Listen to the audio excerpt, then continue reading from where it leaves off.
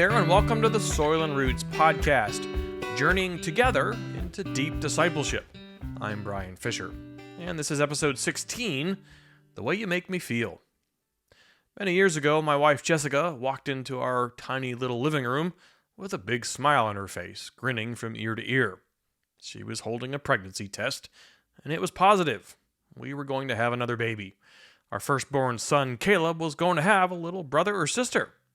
We were overjoyed. We had recently moved our little family into a townhouse outside of Pittsburgh, Pennsylvania. I had a good executive job with a growing company. Caleb was doing great, and we just couldn't wait to meet our new addition. We waited a few weeks to share the news, and then my very creative wife came up with a crafty way to tell our families that she was pregnant. They were all overjoyed, and we began preparing for our new baby. But just a day or so later, something went wrong. What appeared to be a healthy pregnancy turned out to not be healthy, and within a week or two, our baby was gone. Jessica suffered a miscarriage. Too many of you know this story. Somewhere around 25% of all pregnancies end in miscarriage. And though the shock and grief of the miscarriage was terrible, what struck us was the response from other Christians.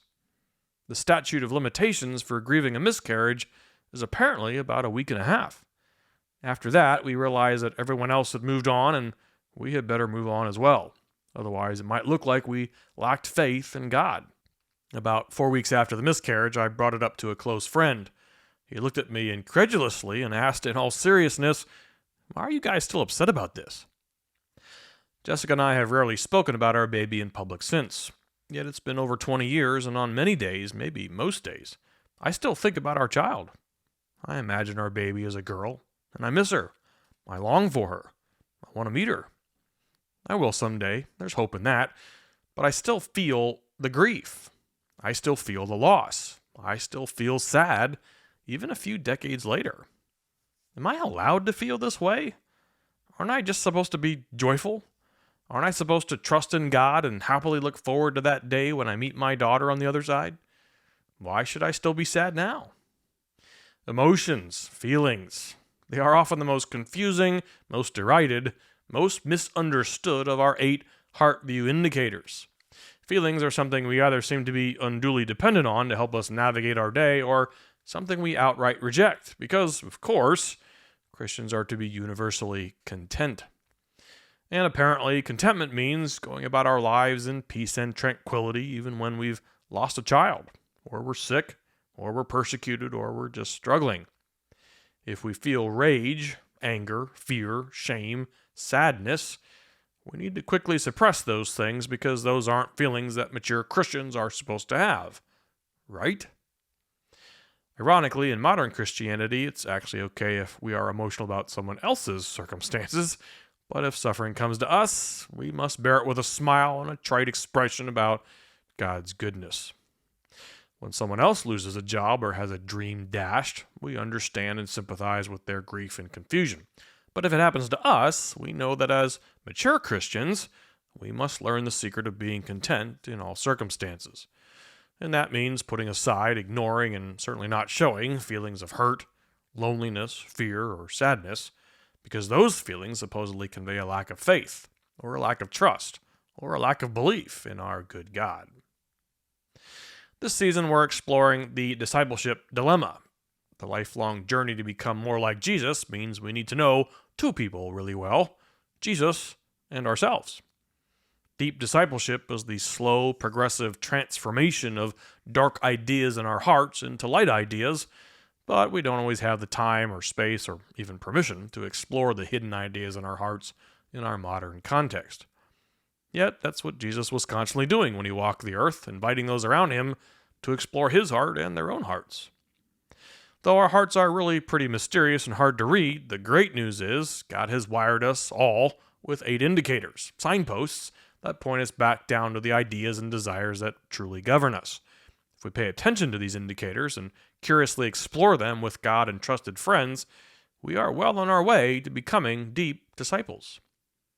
We've already explored our first indicator, our thoughts, our thought patterns. Now let's take a look at our second indicator, our emotions. Just one side note, sometimes I use the word feelings. I use feelings and emotions synonymously. So we're going to just dig into 2 questions today about emotions. Number 1, what is the role of emotions in the life of a person who follows Jesus? And number 2, what may we learn about our hearts by paying attention to our emotions? Question number 1, what is the role of emotions for the person who wants to become more like Jesus? The Christian life is filled with paradoxes. A paradox is a seemingly absurd or self-contradictory statement or proposition that when investigated or explained may well prove to be founded or true. So it's something that on the surface appears to be impossible or contradictory, but still can be held together even if we don't quite understand how. Matthew 7 starts with the famous command not to judge, but then the next few verses tells us about the circumstances under which we should judge. John 7:24 tells us to judge with righteous judgment. Well, which is it? Are we to judge or not to judge? Jesus tells us his yoke is easy and his burden is light. But he also tells us we are to pick up our cross and follow him. Carrying a heavy wooden cross doesn't sound particularly easy or light. Jesus is known as the Prince of Peace, but he also claimed he came to separate families and friends and instructed his followers not to assume he came to bring peace. And in one of the most paradoxical passages in Scripture, Paul tells the Philippians to work out your salvation with fear and trembling, for it is God who is at work in you, both to will and to work for his good pleasure. And then Paul politely moves on without explanation. The role of our emotions often seems like a paradox. On one hand, we think that too many people are ruled by their emotions. They're governed by their feelings. Their lives are ordered around things that make them feel a certain way. This may be the Christian who jumps from conference to conference, from emotional service to emotional service, always seeking a sensual high from different ecstatic spiritual experiences. Or it may be the person who uses various types of addictions to numb their pain, replacing it with drug-induced happiness. Or the thrill seeker, the adrenaline junkie who wants to feel the exhilaration of conquering a physical adventure or a business acquisition, but then they get depressed when they aren't overcoming something. The flip side is people who consciously or unconsciously believe that most emotions are bad or wrong. That a good Christian is calm, peaceful, tranquil, and even tempered all the time. They quote Galatians 5 and the fruits of the Spirit, though they fail to talk about Jesus making a whip and overturning the tables in the temple, intentionally insulting the Pharisees and getting irritated with his disciples. These Christians generally consider so-called negative emotions to be signs of immaturity, or they think that feelings are more related to personality, perhaps, than to character. Some people are just more emotional than others. Some of my all-time favorite authors actually paint this picture of a mature disciple, someone who goes about life with a placid, calm demeanor, suffers betrayal and persecution with a smile on their face, and is seemingly unfazed by evil or trial. Not quite sure how we reconcile that picture with Psalms, Ecclesiastes, Job, Lamentations, some of Paul's comments, or the life of Jesus himself. The Bible is filled with people yearning after God who emotionally and passionately communicate their feelings of anger, sadness, grief, joy, confusion, doubt, and even fear. At times we may struggle to control our emotions or perhaps express them, though that doesn't invalidate them. God created us with feelings. They're part of his design for humanity, and they're part of the human experience. God himself conveys a dizzying array of emotions throughout the Bible and uses rather strong language to make sure we know just how he feels. So emotions are just like the other 7 Heartview indicators. They can be corrupted, abused, and misused, though they're very helpful tools to help us understand those hidden desires and ideas in our hearts.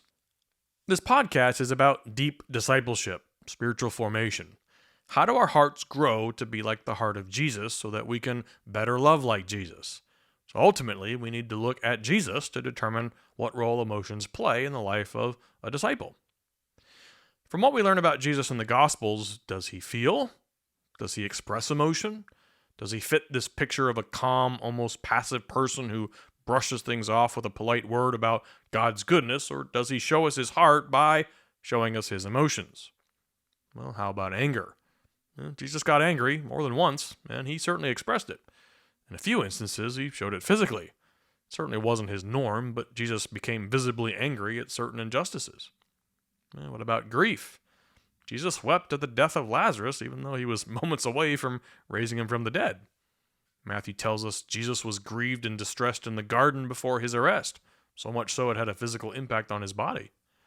Sadness? Absolutely, Jesus expressed sadness. He was sad over the future of Israel, at the sin and death in the world. Happiness, joy, loneliness? Yes, on all accounts.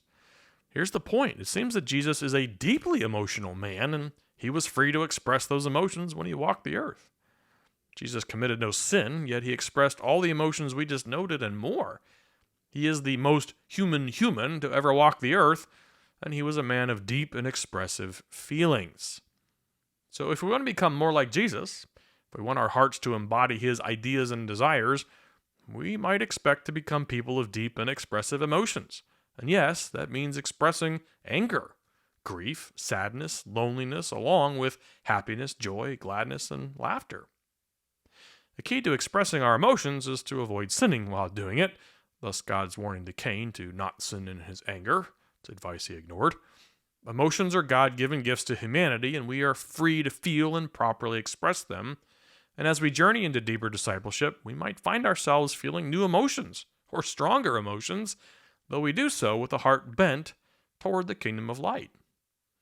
You may find yourself sad over something that happened years ago. Be sad.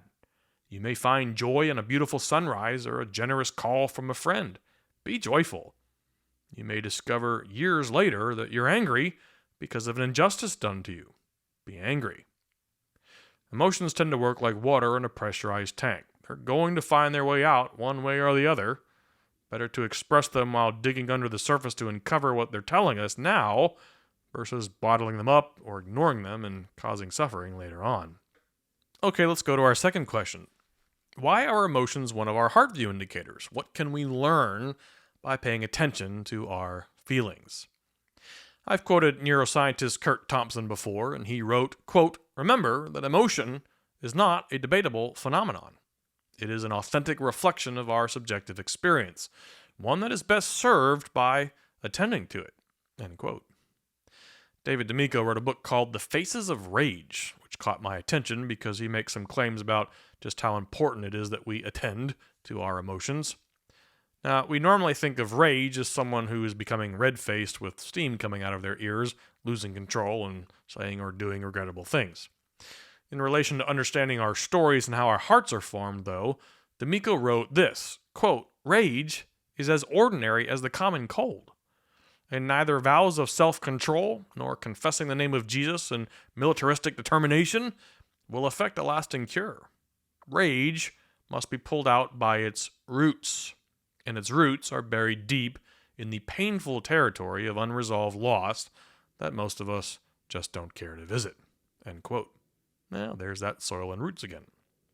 Rage, according to D'Amico, is not the bold-faced response we tend to think of. Instead, it's the result of not dealing with loss.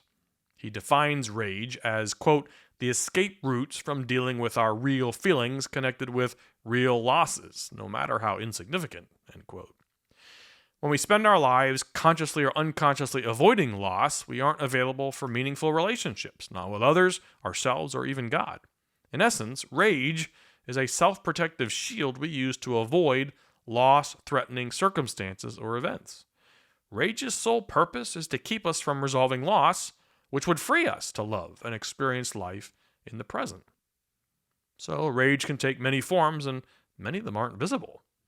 Controlling behavior, workaholism, emotional distance and difficulty forming true, intimate relationships, emotional numbness and insecurities about money. We may appear as wonderful, calm, peaceful Christian men and women on the outside and still be plagued by rage on the inside, the suppression of unresolved loss. This is an example of how some of these 8 indicators blend together. Someone who is unconsciously suffering from rage may not express it emotionally, but it will come out in their behaviors, their relationships, maybe even how they spend their time or how they spend their money. Many Christians don't want to talk about rage because we don't want to talk about unresolved loss, at least not in church. If we don't get that job we wanted, we say it's just God's will. If we are struck with an illness, we tell our friends that God is the great physician. If our marriage is loveless and routine, we remind ourselves that the joy of the Lord is our strength. We're Christians. We're supposed to suffer our persecutions and trials joyfully. That's what James tells us, right? Author Chip Dodd agrees with what we're claiming here, that emotions and feelings are signposts that point us back to the depths of our hearts, the depths of our stories. We can learn to discern the ideas and desires in our hearts if we just pay attention to our feelings. He writes, quote, "Feelings help us name what we're experiencing in our hearts. Feelings bring us to the confession of how wonderfully frightening it is to live the mystery of being with God and others. We've been taught to associate feelings with moral judgments against ourselves and others, rather than recognizing true feelings as created with us to allow us to face ourselves." End quote. Let's make a few summary points and then explore how we might better understand the ideas in our hearts by examining our feelings. Number one, our feelings and emotions are part of what it means to be human. God created humans as good, and He created us with emotions that are good. They have purpose. They draw us into deeper relationships with God and others, and they help us understand the ideas and desires in our own hearts. Number two, Jesus is the most human, and He is a deeply emotional man who regularly and naturally expressed His feelings. If we want to grow to be more like Him, we should expect to feel deeply and express those feelings in ways that honor Him and those around us. Number three, in a Christian community, we often talk about people who are ruled by their emotions. That's probably incorrect. They are ruled by their desires, and their desires bend towards the kingdom of darkness. Their emotions simply reflect their broken desires. Emotions are indicators. They flow from the heart. So the true source of their brokenness is in their hearts. Number four, we talked about anxiety a few episodes ago, and today we talked about rage. In some ways, they're sister emotions. They're both caused by our efforts to suppress or ignore feelings that are trying to point us to deeper issues in our hearts. Anxiety and rage don't always show up on the surface. In fact, many times, we may not be conscious of either emotion. The way to recover from anxiety or rage is to enter into our stories with God and trusted, safe friends, and explore the roots of the why we experience anxiety or rage, and then embrace the healing of our hearts through time, habit, community, intimacy, and instruction. It may be painful, but necessary in order to have a heart free to embrace ideas of light. Here's a simple example for us to think about as we end today. Let's say we struggle with anger. Not the rightful anger we should feel as a response to injustice, but we're angry at little things or maybe nothing at all. We just get angry. Next time it happens, instead of ignoring it or distracting ourselves with work, TV, or something else, let's just take a breath and pause and make a quick note. Write down when we feel angry or what was happening around us when it started. If we get annoyed with our husband or wife over small things, we write that down too. Remember, emotions are not inherently bad, they have purpose. If we pause and take some notes when we're angry, chances are we'll start to see a pattern develop. We then take our notes to a safe, trusted friend and talk to them about our anger. Chances are they'll have some great counsel for us. Sometimes we get angry when we don't get what we desire. Sometimes our desires are dark, but not always. Sometimes good desires get trampled on and we get angry. Maybe you had unmet desires last week. Well, maybe it was years ago and your heart is inviting you to uncover the source of your hurt so that you can heal. And it's telling you that through some surprising and maybe hard to manage anger. Remember the 3-step Heartview process. Uncover, determine, immerse. If we just pause, take a breath, and carefully uncover why we have the emotions we do, we can then move forward. With God, with trusted friends, and our communities, we can begin the process of replacing our dark ideas and desires with ideas and desires from the kingdom of light. And guess what? Our emotions will then follow suit. One last note, this takes time. The ideas and desires in our hearts can and do heal, though it generally takes a while. It works just like our physical bodies. If we get a bruise, it heals in a few days. If we break our ribs, it can take months, if not years. The deeper the wound, the longer it takes to heal. So be patient with yourself and patient with others. But start the process, looking at our emotions and feelings for what they are, God-given indicators to help us dig into our hearts. Thanks for listening. If you want more information on Soil and Roots, check out our website at soilandroots.org. We help form and support small communities that intentionally embrace these 5 elements of formation we've mentioned. These specific groups venture into deep discipleship together in some marvelous ways. We call them greenhouses, and if you're interested in forming or joining one, you can find more information on the site, or feel free to email us at fish@soilandroots.org. And we'll see you next time.